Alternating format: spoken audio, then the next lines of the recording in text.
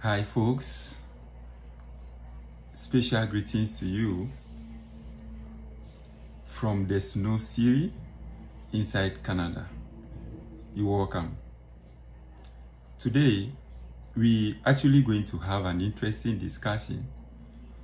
A discussion that will give us an overview about what exactly we need to do to ensure that our visas are approved within the shortest time.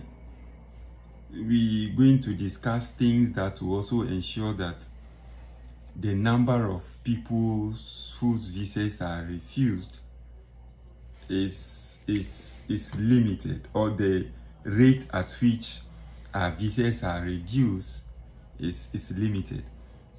This is a video I am doing based on inspiration of one of my brothers, George. His visa was refused some days ago. He sent me a message. He was angry and a lot of things. So I've decided to do this video just to give more education about what we need to do to ensure that our visas are approved. Now, we're going to talk in basically two ways. We're going to talk about those who have gotten a scholarship and they want to study in Canada, and those who have not gotten any scholarship and they are also coming to study in Canada. We'll base the discussion in those two ways to ensure that we will understand more.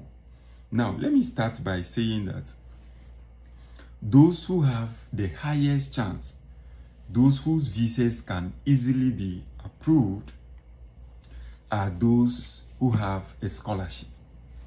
If you are coming to study as a master's student, or you are coming to study as a PhD student, or you are coming to study in Canada as a bachelor's, for your bachelor's degree, your chances of getting visa is higher as compared to somebody who hasn't gotten any funding or scholarship.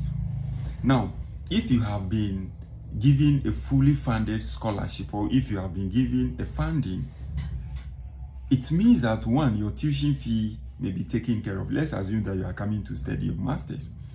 The tuition fee for master's, depending on programs and university, may range between 5,000 to, let's say, 8,000 Canadian dollars.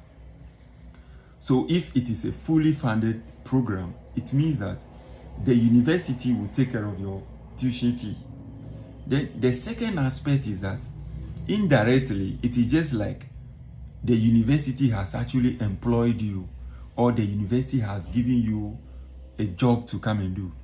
I'm saying has employed you or has given you a job to come and do, with the sense that you have been given an assistantship. You are coming to be a teaching assistant, or you are coming to be a research assistant.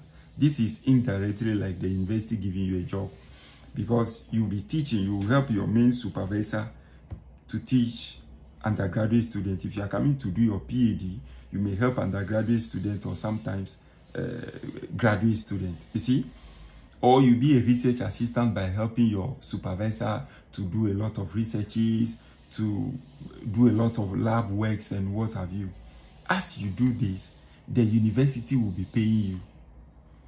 One, in my university, for those who are doing a graduate program, they pay them about $20 per hour. And every bi-weekly, you get money over 500 Canadian dollars that you use to take care of your rent. You use this to buy your clothing. You use this for your T&T, for your food, and what have you. You see this? Now, it means that the visa officer already knows that you are only coming to Canada to study.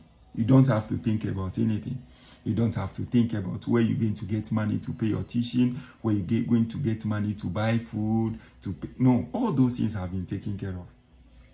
So it makes it so easy for your visa to be approved. That is just the fact. It makes it so easy for your visa to be approved. So for people who find themselves in this category, don't have to worry. And those who may be coming to study their PhD,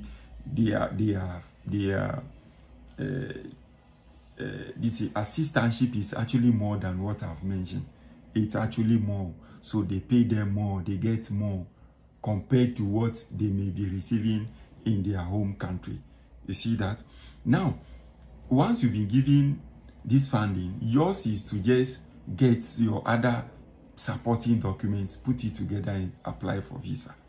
Now, people who have had funding, there may be a possibility that their visas may be refused based on certain petty things, like you have maybe used some fake documents, you have not answered some of the questions, the preliminary questions during the visa application process correctly, your visa can be refused. And but if you check the statistics on the IRCC portal, you realize that the number of people whose visas are refused, or applicants who are coming to study for their masters or PhD, the number is very low compared to other students. So that is number one.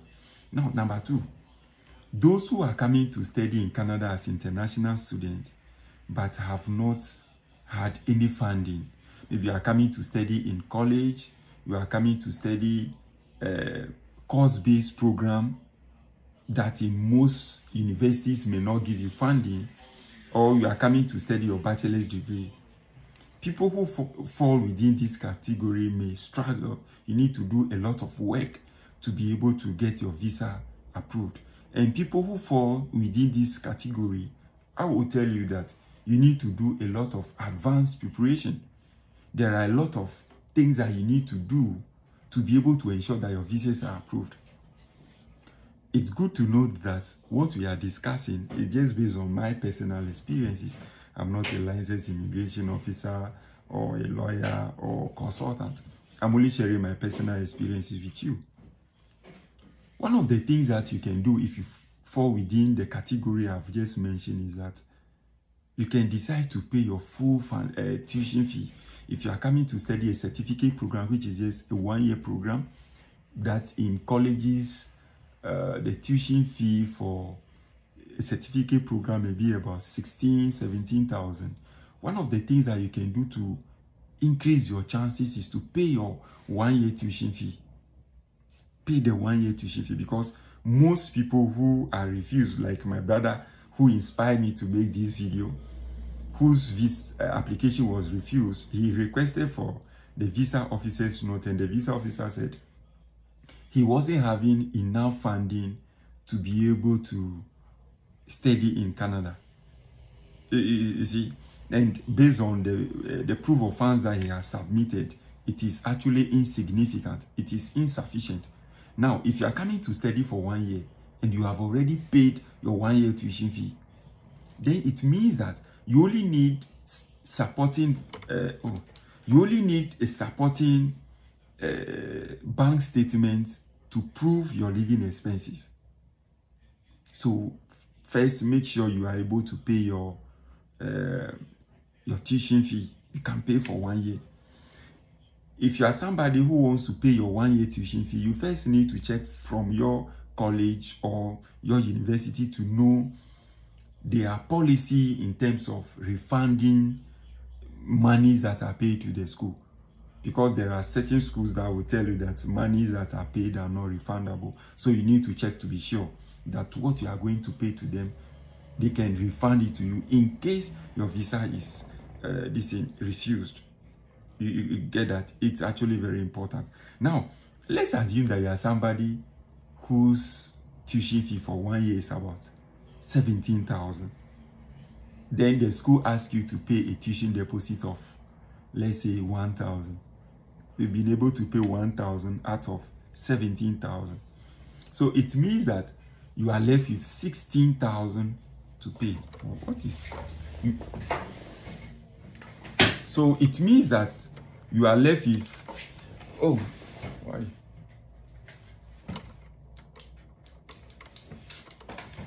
Sorry, my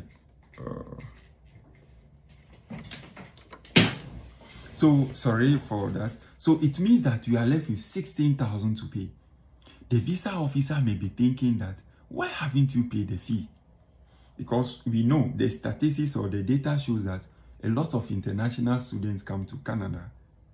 Once they land in the country, they try to do their own thing. They find their ways out just to do a lot of things. So there is no assurance that these people are actually coming to study. But if you are able to pay your tuition fee for 1 year, you are coming to do 1 year program, and you've paid the tuition fee, it gives them that confidence. That is number one. Now, number two, there are certain things that you can do to increase your chances as well. I've been saying that one of the major problems we have in Africa, maybe Ghana or a lot of us who are not coming from good homes, we find it difficult to prove what we put on paper.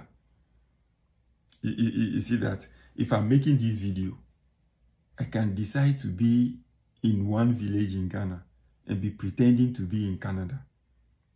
Somebody may ask me to prove that I'm in Canada. How do I prove? The only way you can prove is to show documentation. So whatever you are putting on paper, you should be able to what? Prove it with what? Document. You see, visa application and its approval, sometimes it's just like the way we propose to our ladies or our women. You need to present yourself as somebody who has value. And you know, some of our ladies, if you are proposing to them, you tell them, yeah, I'm struggling, I don't have any job, I want you to come and suffer with me, they will not agree. But if you present your case in a manner that shows that you are somebody who has vision for tomorrow, the probability of a lady accepting your proposal is very high. One of the things that you can do is to have a lot of documentation ahead of time. You get that? Most of us will not prepare for some of these documents. We will wait until we have gotten admission, we've been accepted. Then we begin to struggle to get documentation. Even lawyers will tell you that if you have done affidavit, we are in 2024, you have done affidavit in 2015, and somebody has done his or her affidavit in 2024. The affidavit that you believe is the one that was done in 2015 because you have done it a long time. So if you are going to apply for visa and you now begin to put certain documentation together, and the date on this document shows today, and you submit the visa application tomorrow, it clearly shows that you have just gotten those documents to apply for visa. Number one, most of us have women with us, but we have not married them. We are willing to get marriage certificate today to apply for visa just to show that we are married. No. If you are married in 2015, the marriage certificate should indicate that you've been married in 2015. Don't say you've been married for a long time, you have kids, and you are getting your marriage certificate today. You see, it sends that signals to the visa officer. Number two, we have children, we have kids. We don't even have birth certificate for our kids. So you are going to submit visa application tomorrow and we are getting our birth certificate today. No. for our kids, some of us don't even have birth certificate ourselves. Some of us will struggle to get birth certificate for our parents some few days or few weeks to the date we are submitting the visa. No. The visa application, no. Submit it ahead of time. You get that? Some of us, we have lands in some villages. We don't have any documentation on the land. It's good to have some assets. So all the people who have been sending me their refusal letters, so far I've been seeing two reasons. One, insufficient proof of funds. Two, they do not have assets to prove that they will return to their home countries. You see, so if you have land, make sure you have documentation on the land. If you have car, make sure you have documentation on the car. If you are buying a second hand from somebody, make sure you do transfer of ownership as soon as possible, so that it shows that, oh, this car is yours, you bought it from this person, and you've transferred it into your name. You have business. Make sure you register the business ahead of time. Have the business certificate, the Form A or the Form C or whatsoever. Have these documents. Then use this certificate to open a bank account in any of the banks. Then begin to do savings in it. The same applies to personal bank account. Make sure you run the account very well. Run the bank account. Wherever you're going to get money from to run the account, it's your duty.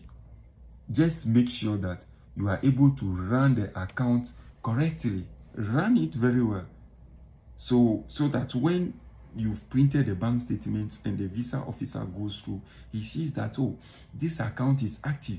You've been depositing money into the account. You've been withdrawing money from the account. You've been doing this. You've been doing that. And this is somebody who can actually take care of him or herself whilst you are in Canada. It's just a fact that these are some things that you just need to do to ensure that your visas can be approved. When you go to IRCC portals, they will ask you to maybe answer certain basic questions. And they will tell you that there are certain eligibility criteria that you need to meet. When these criteria are met, your visa will be approved. One of the criteria is what? Your financial eligibility. The money you are having to take care of yourself. Now, we may not have money on our own to pay our tuition fees, but we can get documents from people to prove that we have the means of paying for our living expenses or our tuition fees. One of the things that you can do is to get bank statement from close relatives. You can use the bank statement of your mom, the bank statement of your uncle, your auntie, or what have you. When you have gotten the bank statement from these people, it is not a must that your surnames should be the same, but you need to demonstrate that these people have actually agreed to pay your tuition fee, or they have agreed to pay your living expenses or to give you money for your living expenses in Canada.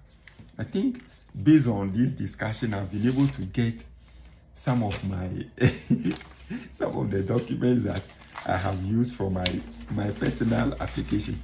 So let me check and see. Good. These are the documents I have used. Now, this is the bank statement I got from my sponsor. It's from Stanbic Bank. This is legit bank statement. That is one. So let me put it aside. After taking the bank statement from the sponsor, he gave me sponsorship letter. One, he stated his name, what he does.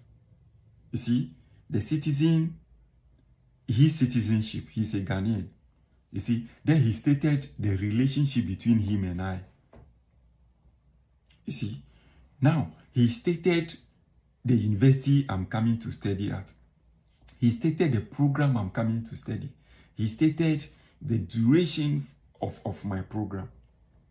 He also stated the amount of money he's having, his closing balance on his bank statement. Then he stated that he will be sending me money for my living expenses every month. You get that? He has also stated his number and email for the visa officer to call him.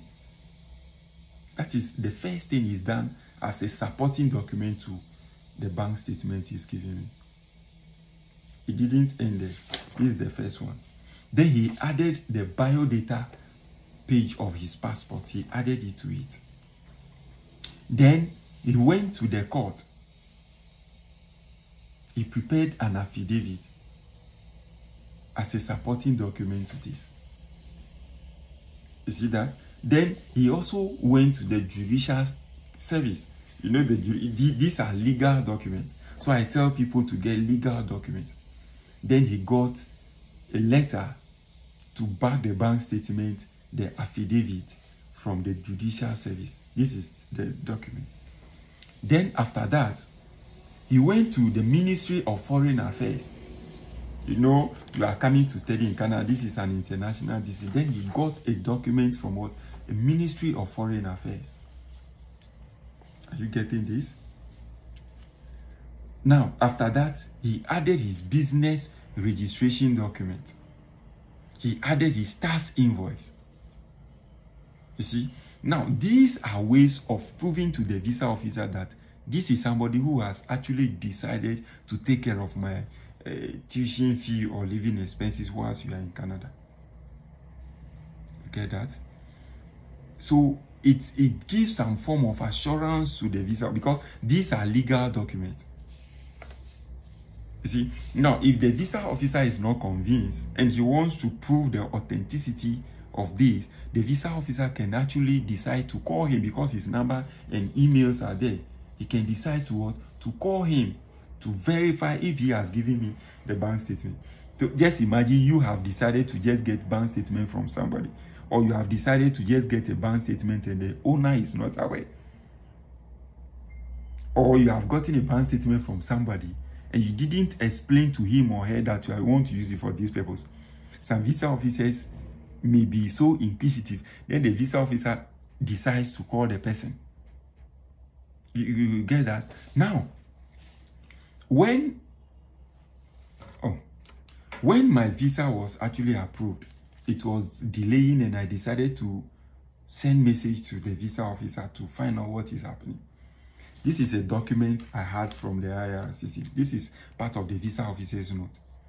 They are saying that my stamping bank statements have been not confirmed to be valid. So it means that the visa officer decided to what? Confirm the authenticity of the bank statement. He decided to confirm. He said the bank statement has been confirmed to be what? To be valid. Because I have added my personal bank statement as well. Now listen to what the visa officer has to say. He says that the principal applicant has provided proof of funds via self and uncle. So I have added my own bank statement, and my uncle also added my bank statement. Adequate funds evident across all sources to support, I don't know why. Okay, to support proposed cost of study and related expenses. Updated funds document requested seems a logical progression of already obtained credentials and work experiences. You see that? So it means that I've demonstrated that I have enough funds to study. So I have funds to take care of my living expenses, funds to support or to pay my tuition fee, and what these funds cut across various sources. And he also said something. He said it seems to the document I've presented seems to have a logical progression of my already obtained credentials and experiences. That is why I've been saying that. Oh my goodness. That is why I've been saying that if you are somebody who has a bachelor's degree in field A, make sure your master's degree is in that field. So it shows progression of your already obtained credentials. Don't have bachelor's degree in education, then you want to study master's in health. No, it doesn't show the progression of your already obtained credential and what experiences. Now, if you want to apply for a program other than what you have already obtained, then it should relate to what? Your experiences. So this is a way of demonstrating that. This is a way of demonstrating that indeed you are prepared. Then number two, if you are a teacher, you are a nurse, you are a police, I think there are these contributions that you have been doing. I'm a teacher. I was a teacher in Ghana. So I have my teacher's fund contribution. I've taken that. That is it. I've taken it. There is some small money that I've taken it. Then this is my personal bank statement. It's there. Then I have my business registration. I have my I have my business registration documents, my foundation document, and some things. Now, after having these documents, you yourself, you need to do certain process on your document to indicate that your documents are legit, your documents are genuine. You go to the court and swear affidavit on your documents. Don't go to those commissioner of oath, those people in those corners and do those things. No. If you want to do that, you can go to notary public or you go to the court and swear affidavit on your documents. The affidavit on your documents should confirm that your documents are what? Your documents are true and correct by statutory declaration act of so and so. That is the first thing. Now, I've mentioned certain documents I have here. For me, I've supported my application with so many documents, but I look through my documentation to ensure that I've gotten some relevant ones. I've picked only those relevant ones and I've swore an affidavit on them. I've taken my bachelor's degree certificate. Then I've taken my diploma certificate. Then I've taken my first appointment letter from the Ghana Education Service. Now, the Ghana Education Service also gave me introductory letter. I think I have my introductory. Yeah, my introductory letter is here. I've taken an introductory letter from the Ghana Education Service. I've taken the introductory letter. Then I've taken the acceptance letter from the university in Canada. You get that? Now, then after that, I've taken my personal how will I say it? My personal bank statement. I've taken my personal bank statement.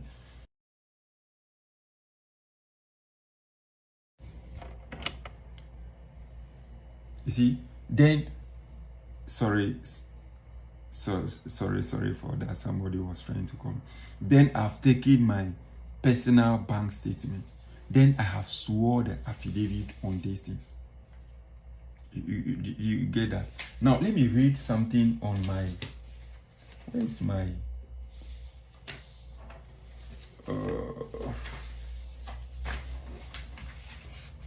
Think one of the good. The introductory letter you're going to take from your employer. Maybe you are a journalist, you are a teacher, you are a nurse, you work in local assembly, or what have you. Take introductory letter from your superior. The introductory letter should one confirm that you work in that particular organization. That should be number one.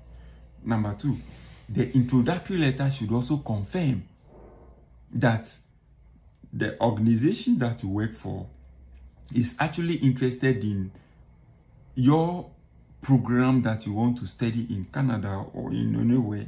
Your program actually would add some form of value to that organization in case you return to your home country. And finally, they should confirm that your position, your employment will still be waiting for you when you return to your home country. These are things that you can do to increase your chances of your visa being approved. You get that? So this is my introductory letter. I'm not going to read the content of it, but those are certain relevant points that I have stated on my introductory letter. Then finally, you need to, if you are going to US, you go for visa interview, where you need to be on your feet to defend yourself. They ask you questions concerning who pays your tuition fee. You say it. They ask you questions concerning the work you've been doing in Ghana, your family background or what have you. You should be able to defend it. But in Canada, there is nothing like interview. Scarcely do they invite people to come for interview. Now, so if you are coming to study in Canada, you need to write what is called letter of explanation. You can just write to explain certain things. You see, this is my letter of explanation. I'm going to post that on the page after this for people to just pick some clue from what I have written. There should be a need, there should be a problem, or there should be something that will compel you to come and study. You should figure that out. Once you have figured that out, you should try as a way of coming to Canada, as a way of trying to provide solution to that problem. And all these documentation that I have mentioned, you need to contain them in your letter of explanation. You need to explain why somebody is coming to sponsor you. You've gotten a sponsorship, you've gotten a scholarship, or you have paid the tuition fee. All these things should be vividly explained in your letter of explanation. Explain it vividly. Give this in your introduction. Give your family background. Give an overview of what you have been doing in your country, the roles you perform in your organization. You get that? Now, if you are married, you have business, speak to that. Then give an overview of your program, the program you are coming to study, the significance of your program to your organization or to Ghana as a whole. You see? Now, speak about your future plans, your future goals, because you'll be returning to your home country. On paper, let me say at this point that one of the followers actually sent me a message. He said his visa has been refused like some 3 times. Why is it so difficult to get visa to Canada? I said, well, I don't know. And I can't really speak to that it's difficult to get visa to Canada. Well, it's difficult. It's difficult to get a Canadian visa compared to other countries. But you know what? Based on what I have seen in Canada, if you struggle from Ghana, Nigeria, wherever, to get a visa, once you land in Canada, you have gotten genuine documents, you apply for visa, you've gotten it genuinely. Once you land in Canada, do you know it is so easy to get your papers? It's easier to get papers in Canada compared to getting papers in US or wherever. It's so easy. As a student, you can be in Canada. By the time you finish your program, you become a permanent resident. And once you've gotten your permanent residency, within 2 years, you can apply to become a citizen. As compared to some countries that people go to these countries, do all sorts of things to get papers. It's much easier in Canada. So, well, I don't know. They may stress people, sift through people, pick only the good materials, pick people who truly intend to come and study and give them visa. I don't know. I'm only expressing my opinion based on what somebody has told me. So you need to state that you'll be going to your home country after you are done studying. So you can state that if you finish your program and you didn't go to your home country, nobody will, will come and hold anything on you to push you to your home country. No. These are things that we can do to just increase our chances.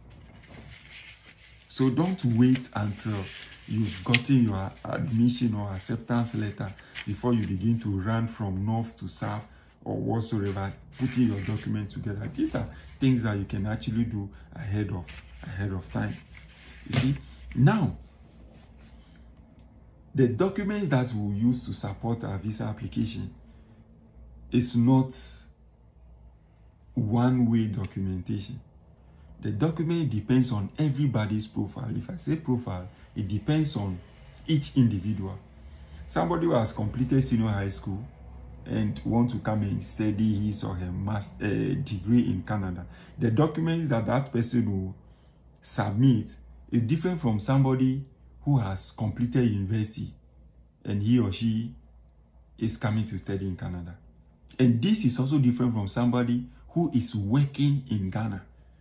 If you are working, the documents that you need to submit for your visa application should be different from unemployed graduates or somebody who has just completed a senior high school. So the document depends on everybody with their case. And the 3 scenarios I've also given could also mean that if you are employed, you have family and whatsoever, your documentation will also be different from somebody who is working but hasn't gotten married or have kids. So what is around us should determine what documentation we need to attach to the supporting documents. Now, you are somebody who hasn't gotten any funding. You have already started putting these documentations together. but you decide to apply for Empower loan to come and study. There is nothing wrong with getting your Empower loan to come and study. But based on what people have experienced, I always advise people that it's not good to just use the Empower loan to apply, because the number of people whose applications have been refused using Empower loan is more than those they have approved. However, if you are coming to Canada and you want to sponsor yourself, you should know that you need to get your bank statement. You have all the tuition fee you'll be paying for 1 year or 2 years or 2.5 years that you'll be studying in Canada. Your bank statement should also contain all your living expenses that you'll be spending in Canada. Because on paper, at that point in time, it's stated that you are not allowed to work. So if you want to sponsor yourself, then it means that you should have every money before you land in Canada, and every money that you need should be demonstrated on your bank statement. I believe you guys are getting me. So guys, that is that. So these are certain things that we can do ahead of time to ensure that our visas will be approved. Let me see if there are any questions. Let me.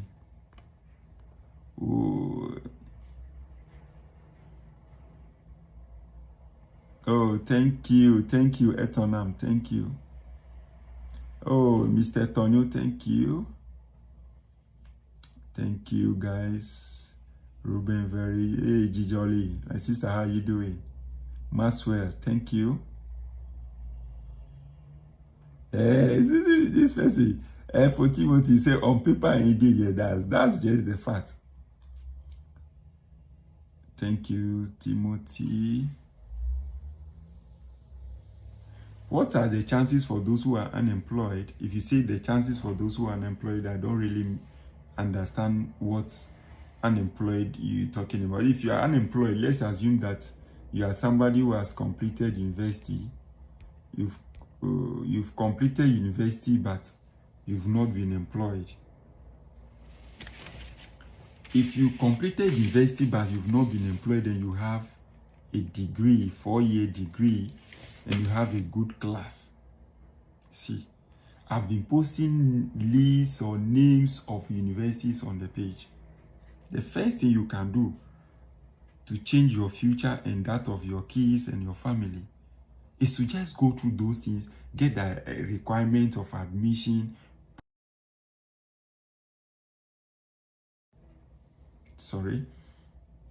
Put some money together and apply to one of these universities. Just apply to one of these universities. Once you have applied and you are lucky to get some entrance scholarship, you've been given scholarship to come and study, your chances are high. Your chances are very high. You can easily be your visa can easily be approved for you to come and study in Canada. That is just the fact. And now they are actually encouraging a lot of international students who intends to study for their masters and their PhDs to come to Canada. That is what you can do. I was listening to one document that these politicians were discussing, and they said we have about 1.5 million Ghanaians who are unemployed. If they are unemployed, it means that these are people who have completed post-secondary education. So if you are one of those people, what you can do for yourself is to just apply, go through the names of the schools, just see which of these schools you meet the admission requirement, which of these schools have funding for the program you intend to study. Some of these universities will tell you that there is funding that they are looking for people to just come and study in their faculty.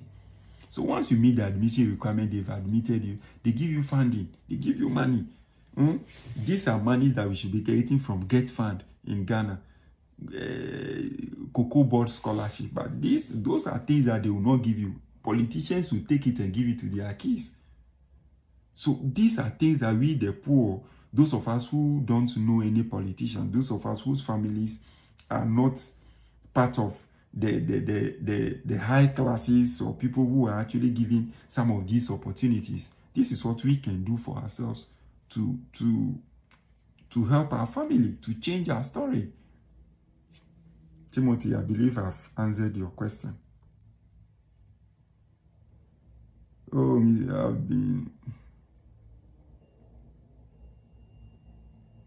Thank you, Ephogilius. Thank you, Ephogilius. So, that is what you can do. Nobody will do it for you. I've been saying that. See, if you are frustrated in Ghana, I've been frustrated before. So I know what I'm talking about. I've been frustrated in Ghana.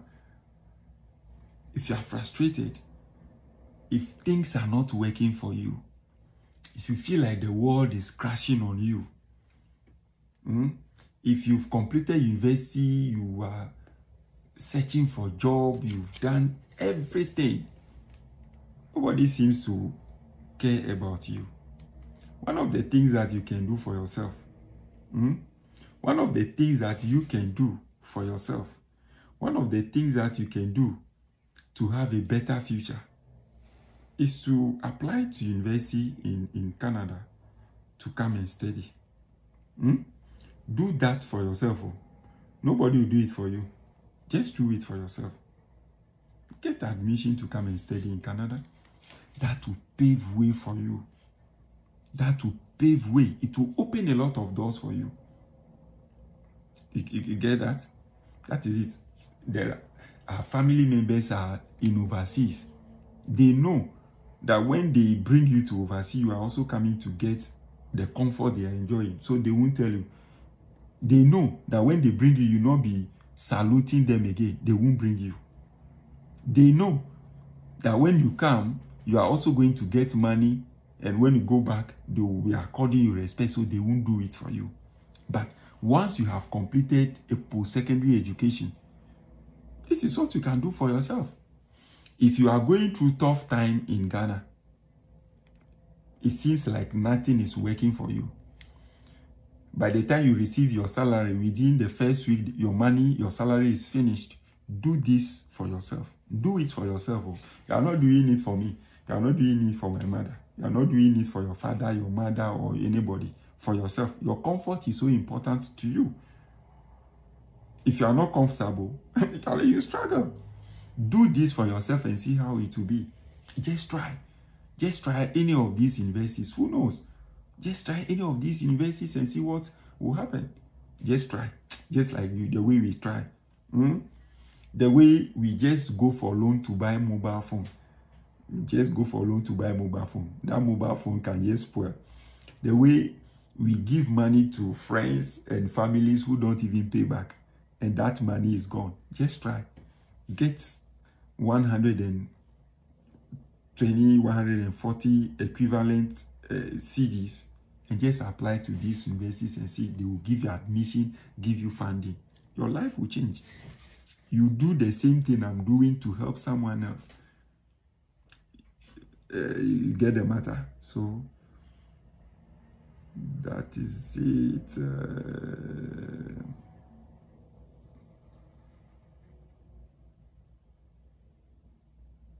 Oh, someone is asking, why do you say we should go to the courts and not the commissioner of oath? Can you explain that again? My brother Victor. Okay. There is a difference between using a document within Ghana and using a document out of Ghana. Don't forget that the visa application you are applying for is something that you are doing outside Ghana. The commissioner of oath doesn't have that power for their documentation to go out of Ghana. Commissioner of oath, do you know that you, Victor, you can be a commissioner of oath? You are not a lawyer, you are not a judge. You can be a commissioner of oath. It's just a matter of registering, get something, somebody comes, you write something, boom, commissioner of oath. Sign, Victor, so and so. Yes. Go to Accra, you see where they call notary public. You can check, those of you who are in Accra. I think Volta region, we don't have any notary public in Volta region. But we have in Kumasi, we have a lot in Accra. When you go to all the notary publics, those are retired judges or retired lawyers. So when those people have stamped your document, you see some of them justice, so and so. These are lawyers. So as a lawyer, they know that they would have done a due diligence. You see, they would have done a due diligence. They will ensure that the document you are bringing, so when you are sending your document to them, you need to make a photocopy of the document and attach the original to it. They will see the original and see the photocopy before they stamp. Or you go to court, go to proper court and do this thing. So when the visa officer sees it, oh, I didn't pick my document, I would have shown you who did it for me. Let me see. Let me show you my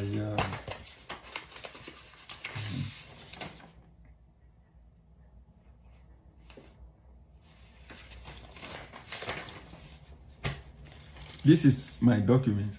These are things that I can't show you to the public. So the person who has done it is, I can't mention his name. So he said he's a barrister. You see that thing? The barrister, the person be barrister, into brackets, notary public. This person be lawyer. Be barrister, he be lawyer. You see, it can be a retired judge. There are people whose documents I've seen, they are retired, they are say justice, so and so, retired something judge. So that is it, Victor. So as for notary public, yeah, forget notary public. Don't do any documentation with notary.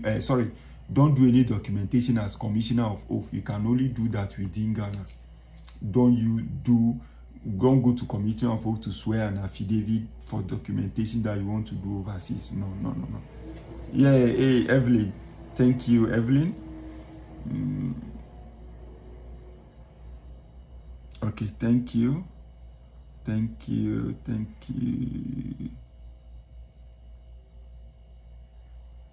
Okay. Thank you, Evelyn. Thank you, my sister. Thank you. So, guys, that is that. If you realize that the information that I've just shared is so engaging, just share to bless someone. Somebody needs this information. Somebody will submit a visa application tomorrow, next week. The person will commit some errors. The person's visa will be refused. Share it to bless somebody. Those whose visas have been refused before. Some of you are not truthful at all. When your visa has been refused before and you are applying for visa, they will ask you if your visa has been refused before. Say yes. They won't refuse you again based on that. You see, they want to see how truthful and honest you can be. So just say yes, it's been refused before. God bless you. Enjoy the rest of your evening. You are gold in a dust. Bye-bye.